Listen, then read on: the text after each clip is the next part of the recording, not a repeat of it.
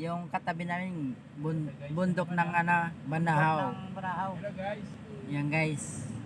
Yan pa papunta pa rin kami kayo doon pero medyo matatraffic lang kami guys. Yung mainit doon. Ayun ginagabi nga kami guys kasi grabing traffic guys. 3 oras na kami ngayon.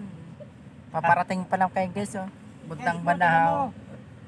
Yan guys Ito, sakay ka mo sa bundok. Ayan guys. Shout out kayo sa mga viewers na lalo na pang nanonood. Support sana supportahan niyo kami guys sa sa amin guys. Parating pa na kami doon guys. Gabi na kami. Ilang oras na kami nagbabiyahe guys. Pero medyo ma-traffic guys. Abangan nyo guys pagdating namin. Guys Ako may tao sa bundok. Ito mo. Ito. May musang.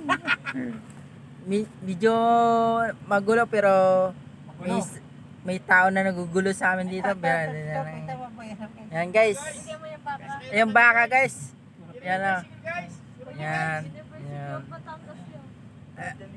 Varsity Batangas. Andito kami ngayon guys. Yung kalabaw. Yan Medyo ginabi na kami hapon na. Lawak namin guys ng biyahe ngayon. Ilang hours na kami. Nahihilo na yung mga kasama namin. Natutulog na. Pero palaban pa rin ngayon. Naiiwasan na stress na nila ngayon. Pero sabi ko, pasubok lang natin na ito. Pero lang guys. Ayan Guys. Ito guys. Picture mo guys ito. Ayan na guys. Ito tutok ka mo yung sa bundok. Believe kami sa drive namin. Pero ilang hours na kami na ngayon nagbabiyahe guys.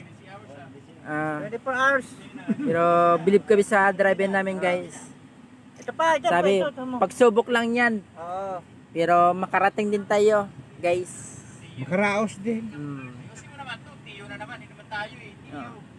Siyempre na sa mga driver namin na pinakagwapo, believe kami kasi natragayan guys. Ayun si Patos niya guys, ito Naiwan guys. Naiwan pero nandyan. Naiwan si Patos to. Ay, gising pala guys Medyo matraffic guys. Guys, gising pala guys. Walang kasurena. Ano kami dito guys kasama pampain ng gorilya. Padala mo na lang manay kay Ate Nene. Guys, Pag ay, ano. ito guys